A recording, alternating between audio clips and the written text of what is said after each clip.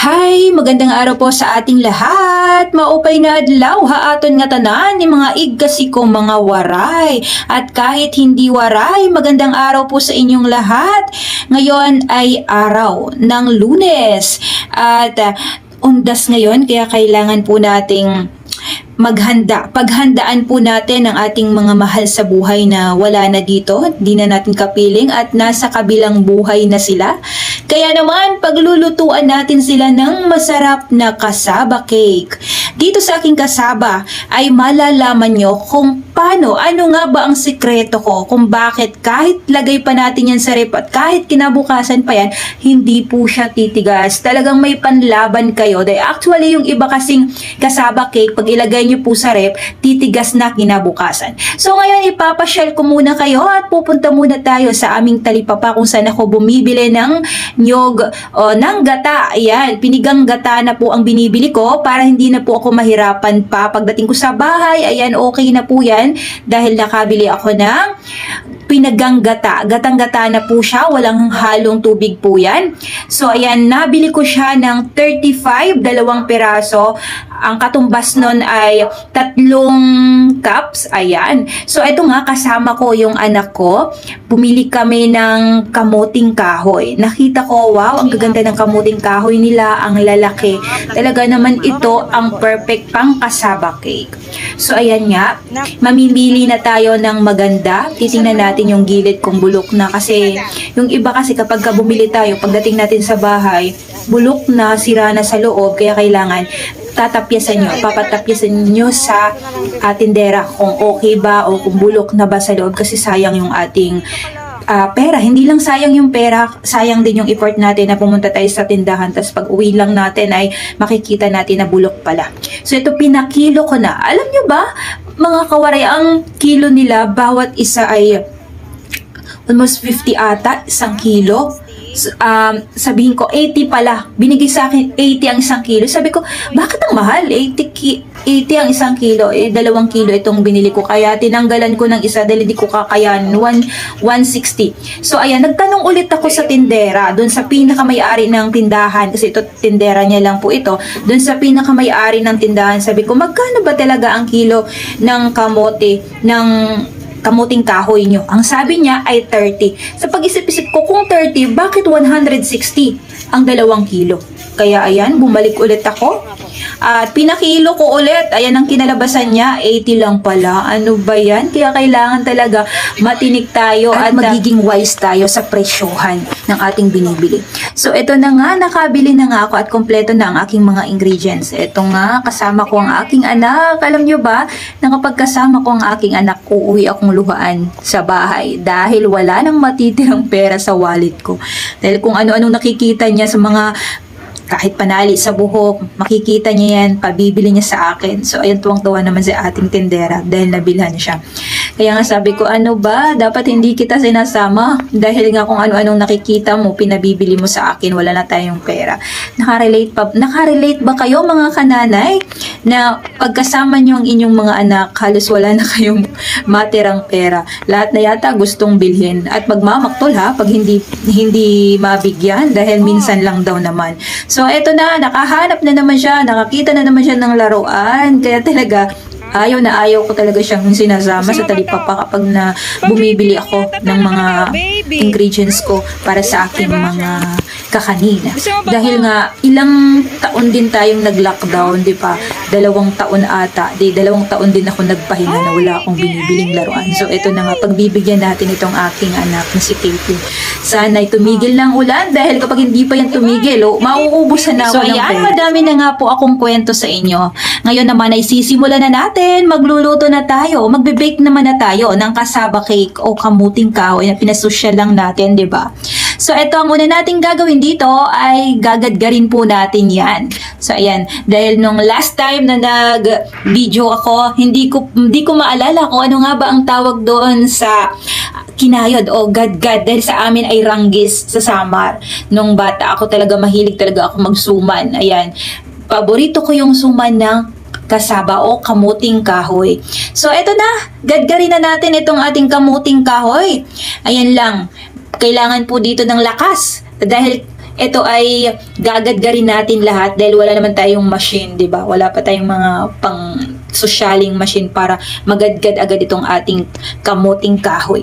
Ito nga po, ginadgad ko siya ang 2 kilo na nabili ko na dapat nga ay 160. Buti na lang at naisipan kong magtanong ulit sa may-ari ng tindahan. Kaya ang sabi niya talaga sa akin ay 30 ang 1 kilo. Kaya nagtaka ako, bakit ang mahal? Umabot ng 160, 2 kilong kasabak, 2 kilong kamuting kahoy. Kaya kayo, kapag bumibili kayo, titingnan nyo muna o magtatanong muna kayo, double check nyo. Mamaya maging tulad ng na experience ko na yung pala ay 30 lang pala ang 1 kilo, diba? So, ayan, natapos na natin gadgarin itong ating kasaba. Ngayon ay pipigaan naman na natin ito.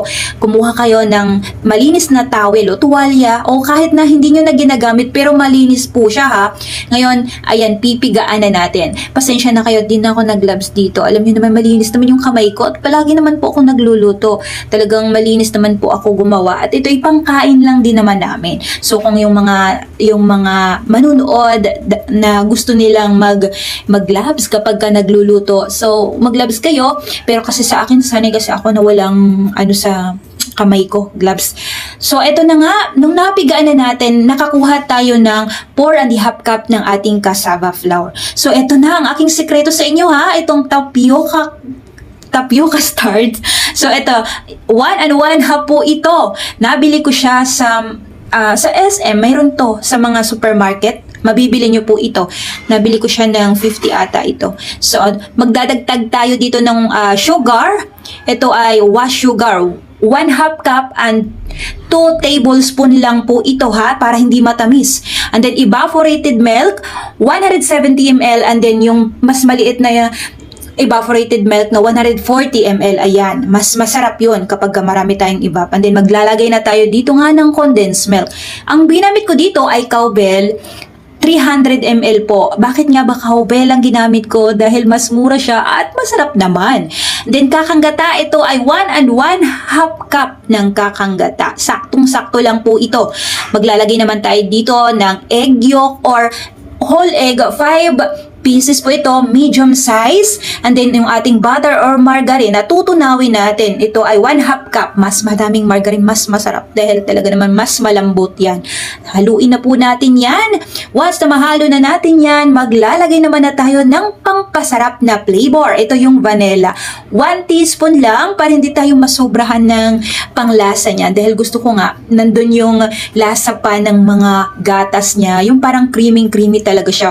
Masasabi ko talaga, itong ating cassava cake talagang panalong-panalo. Hindi siya matamis at hindi rin po siya mataba. Nga pala, maglalagay tayo dito ng 1 teaspoon ng ating asin para pambalance ng lasa nitong ating cassava cake. Hindi siya matamis at hindi rin naman po siya matabang. Talagang napakasarap. Ngayon ay ilalagay naman natin sa ating mga baking pan. Kung wala kayong baking pan, aluminum foil na tab na mabibili nyo po iyan sa Shopee o sa lahat ng mga tindahan sa mga baking shop. Pwede nyo pong bilhin doon kapag kapaninda nyo. Pero sa akin kasi ito ay pangkain lang, kaya dito ko na lang siya lulutuin. Pero kung kayo ay magbebenta, I suggest na sa aluminum foil nyo po lutuin. Eto na, kapag kayo ay makakapagluto nito, 3 peraso. 3 peraso nito ang magagawa natin. Eto nga, isasalang na natin dito sa ating oven. Ang ating painit dito ay sa taas at sa baba ng ating oven. Bakit nga ba sa taas at sa baba?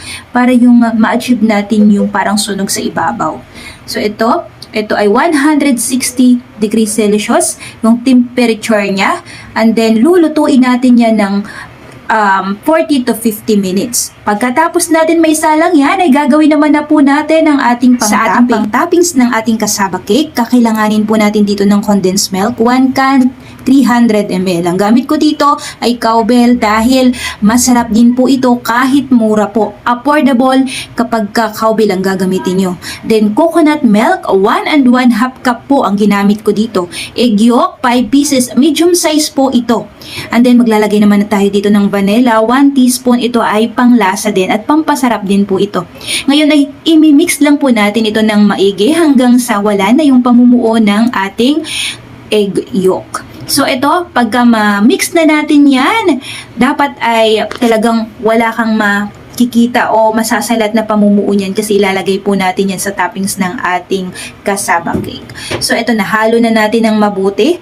Ito ay hahanguin naman na po natin itong ating nilutong cassava cake dahil tamang-tama, luto na din po siya. After 50 minutes, naluto na po natin itong ating cassava cake. Ngayon naman ay ilalagay naman na po natin itong ating pang-topping sa ating cassava cake. So ayan, lahat po yan ay lalagyan natin. Dito ay hindi na ako gumamit pa ng pangsukat. Tansyahan ko na lang pong inilagay dito ang ating pang-toppings. Basta pantay, okay na po yan. Pero kapag paninda, kailangan po ninyong susukatin para walang malaki at walang makapal at walang manipis dito sa ating pang-toppings. Uulitin ko, ito ay pangkain lang kaya hindi na ako gumamit pa dito ng panukat. Pagka paninda, gumamit kayo. Ito nga pala, itong aking cassava cake, kahit na ilagay po ito sa ref, hindi po siya titigas dahil naglagay po tayo ng tapioca starch. Ang purpose natin dito ay hindi ganun ka tigas ang ating cassava cake kapag maglalagay tayo ng tapioca starch. Subukan nyo po yan na talagang masarap. And then ngayon, optional lang po nating ilalagay ang ating cheese para lalong mas masarap at hindi talaga siya matamis. Dinamihan ko ng Eden cheese dahil gusto ko nga ay masarap talaga at pangkain lang naman namin ito.